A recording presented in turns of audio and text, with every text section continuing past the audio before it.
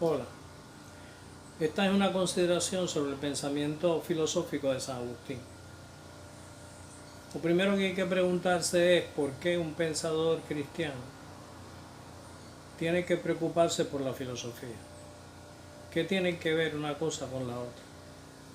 Bueno, el cristianismo admite dos fuentes de conocimiento: la razón, que incluye todas las ciencias, y la revelación. Lo principal del mensaje, lo fundamental de lo que es el cristianismo, llega a través de la revelación. El cristiano lo conoce a través de la revelación. Y esa revelación es muy compleja y es necesario racionalmente demostrar que unas partes y otras de esa complejidad son compatibles. Y hay que demostrárselo al mundo intelectual que rodea al cristianismo. El cristianismo está en diálogo con el mundo. Y como está en diálogo, como todas las religiones, y como está en diálogo con el mundo, tiene que aclararse para sí dónde comienza la revelación y dónde termina la revelación y dónde comienza la ciencia, la razón, y cuál es el ámbito de cada uno, ¿verdad? Y por eso la filosofía es necesaria.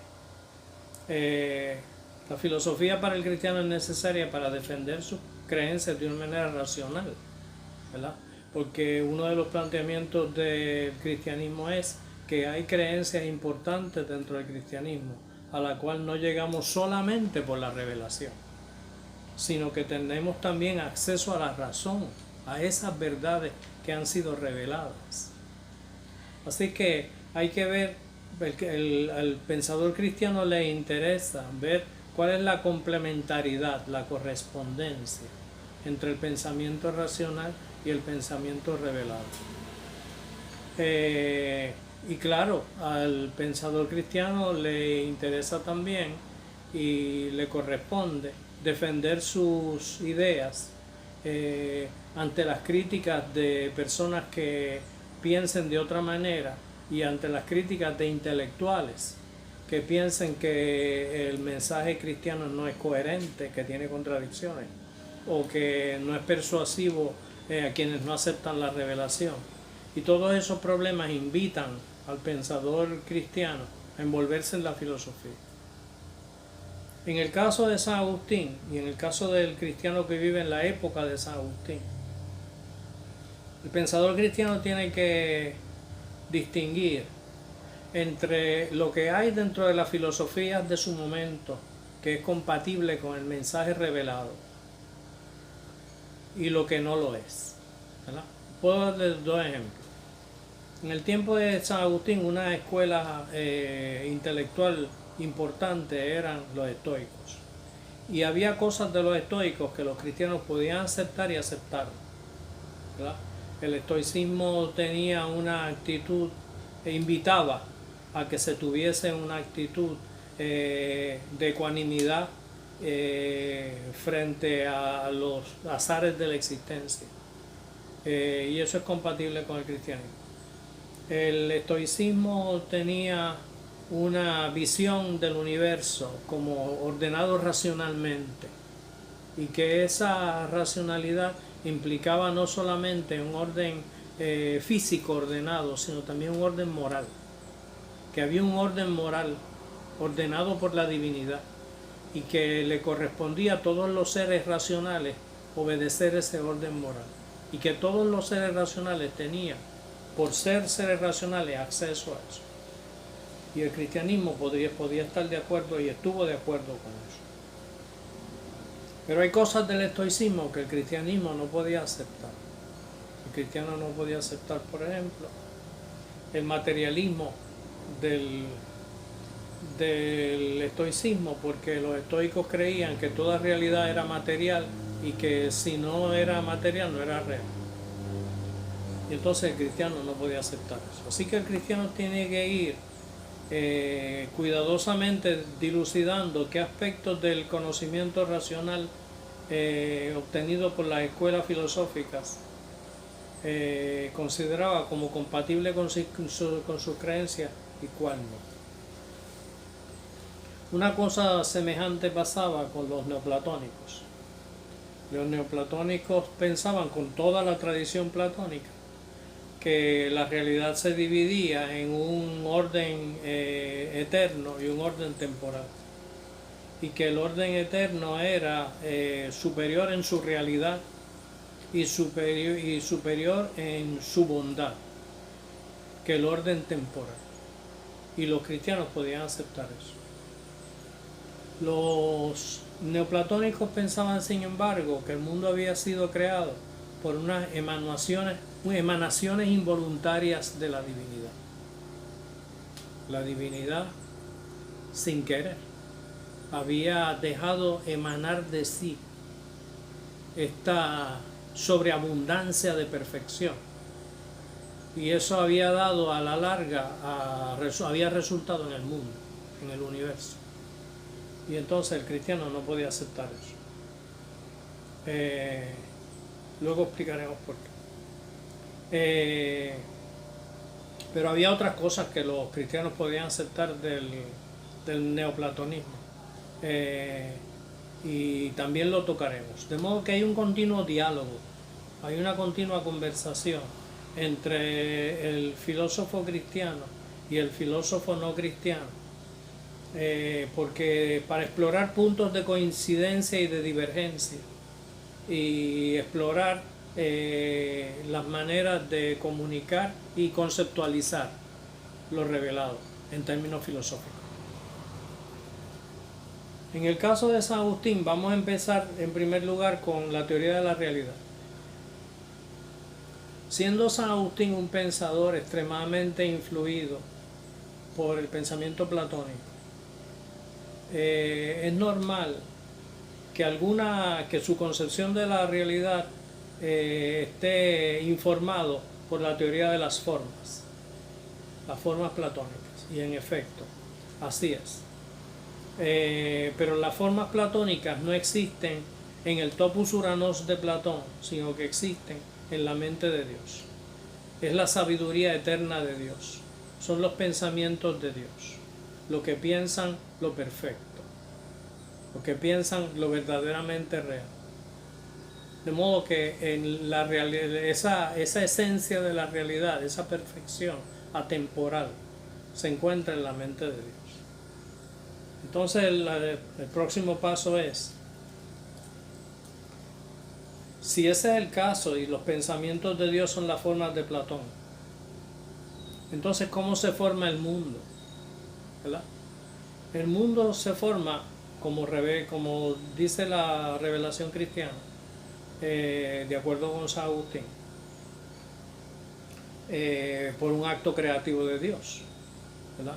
Y ese acto creativo de Dios, Dios lo crea todo, y todo lo creado es dependiente de Dios, no solamente por su creación, sino para su continuada existencia, ¿verdad?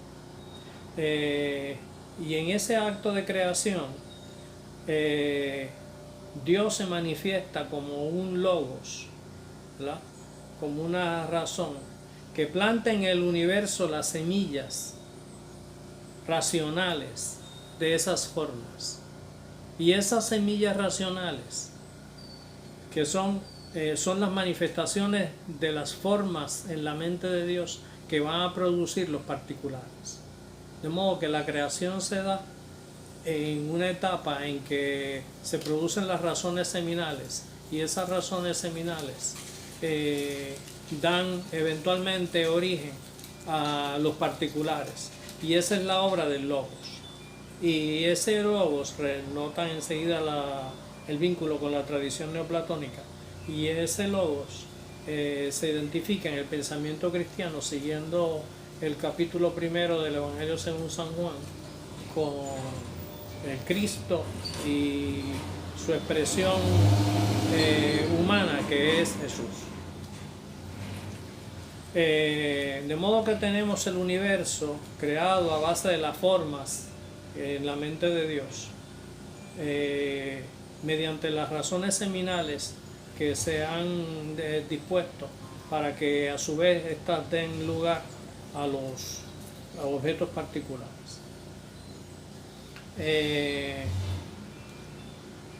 Y entonces, fíjense un detalle importantísimo de esa concepción de la creación. Es creación aparte de qué. Aparte de qué es que Dios, a partir de qué Dios cree.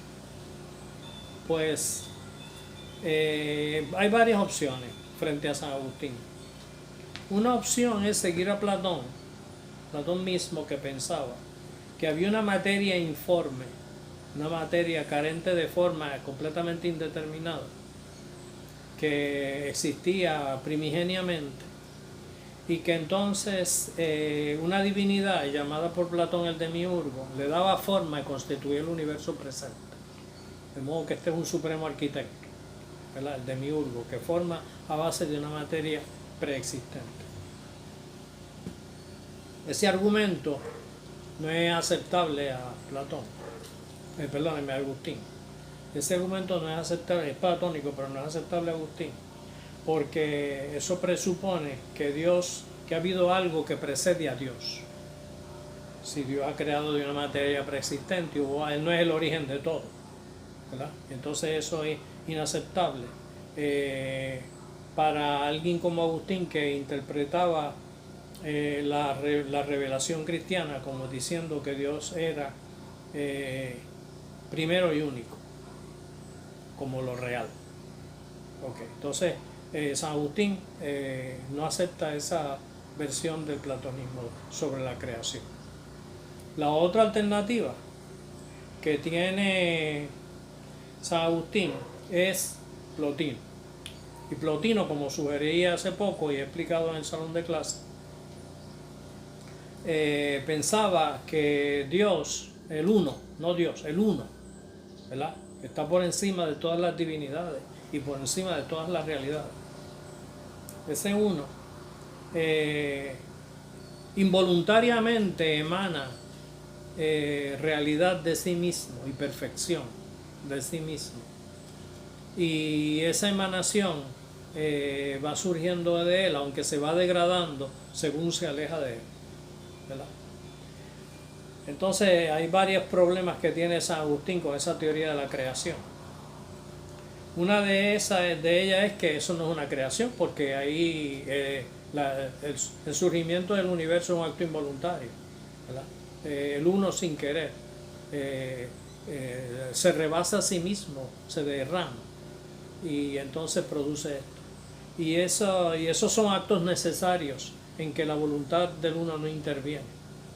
Y el Dios que presenta la revelación al cristianismo es un Dios que actúa y que toma decisiones, y esa es su decisión fundamental, inicial, es la de crear, ¿verdad? De modo que la versión neoplatónica es inaceptable.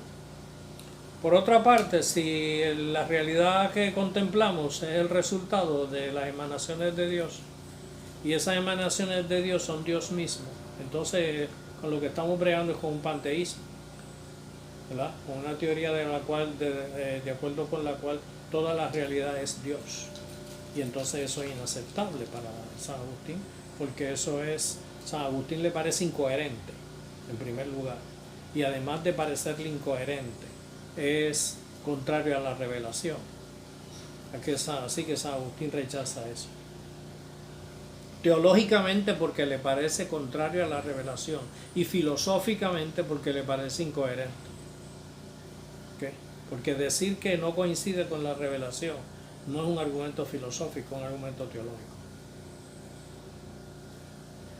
De modo que él acepta. Entonces, ¿qué acepta San Agustín? Si no puede aceptar la creación desde algo como Platón, o la creación desde Dios mismo, como sugiere Plotino, entonces ¿qué escoge? Escoge la creación de la nada. Dios crea de la nada, ¿okay? Eso filosóficamente es un argumento dificilísimo y, como ustedes saben, completamente contrario al planteamiento de Parménides, ¿verdad?, que es un planteamiento interesante.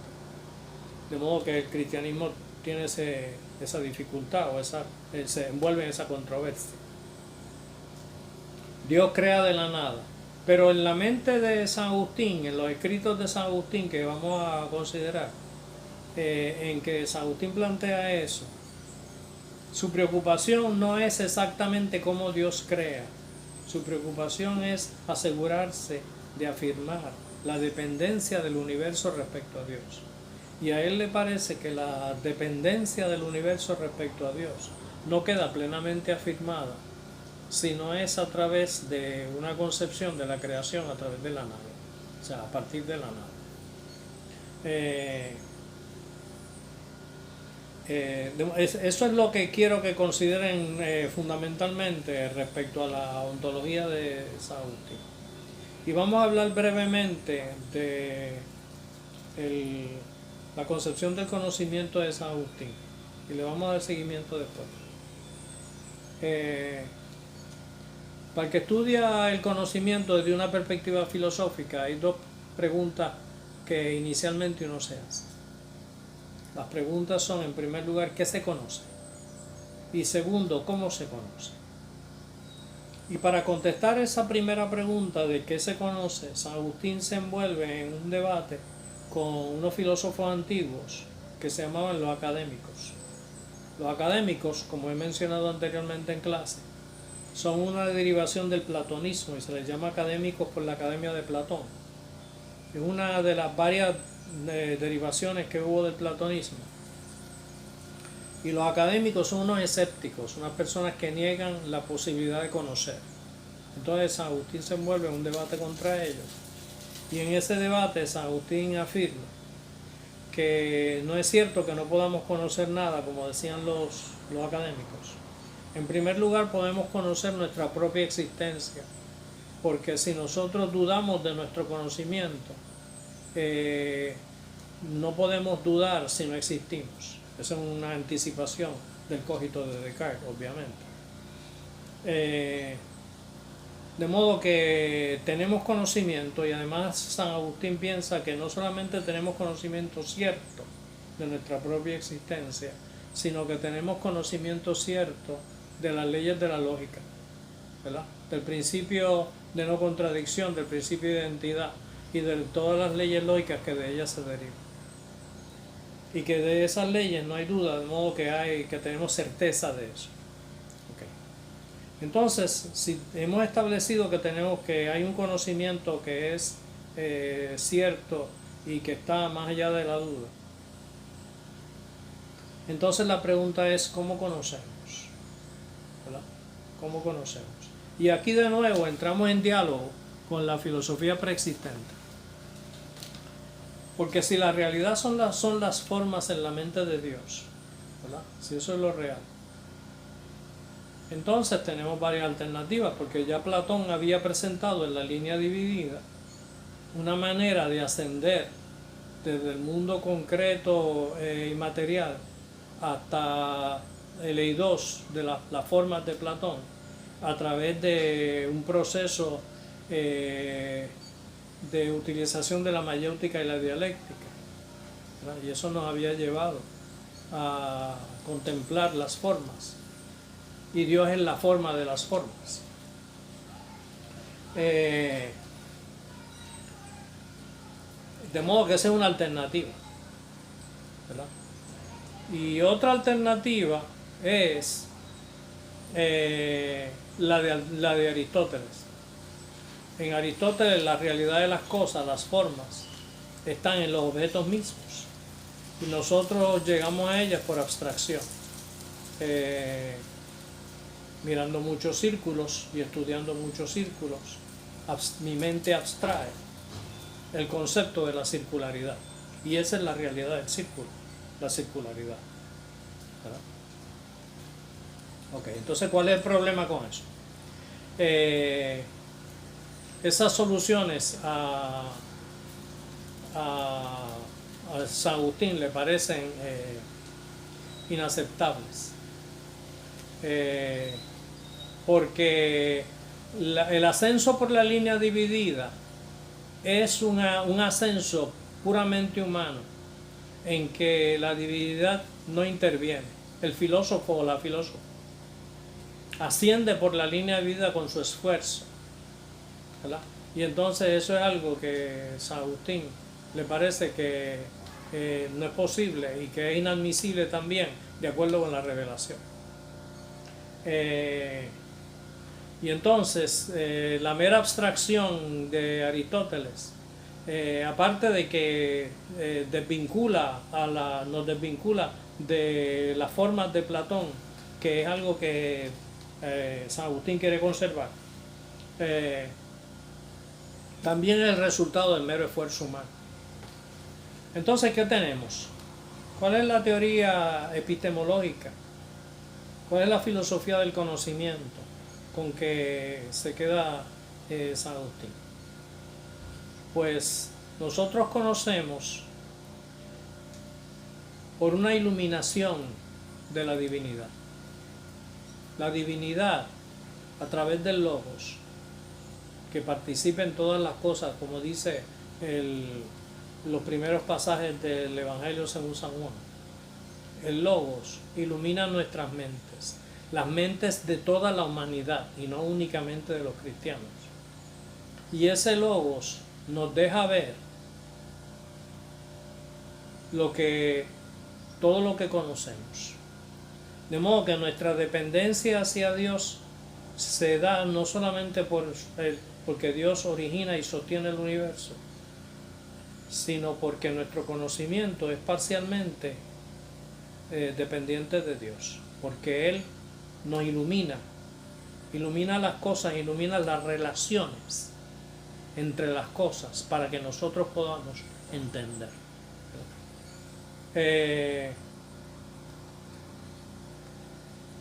Esto resuelve un problema lateral que los cristianos se habían planteado, que era por qué pensadores de la talla de Platón y de Aristóteles y de otros pensadores antiguos muy importantes habían captado verdades a pesar de no ser cristianos, ¿verdad? Y entonces San Agustín argumenta que esta iluminación que nos da el conocimiento es una cooperación entre la mente humana, ¿verdad?, y la voluntad divina, y la mente divina, para que nosotros tengamos conocimiento, que hay un esfuerzo humano por conocer envuelto, pero también hay una dádiva divina que nos lleva al conocimiento, y que esa dádiva no se extiende solamente a los cristianos, sino que se extiende a toda la humanidad, y por eso la ciencia es posible entre personas que no le han conocido. Vamos a continuar la próxima vez con consideraciones sobre la antropología, la ética y la filosofía política de San Agustín.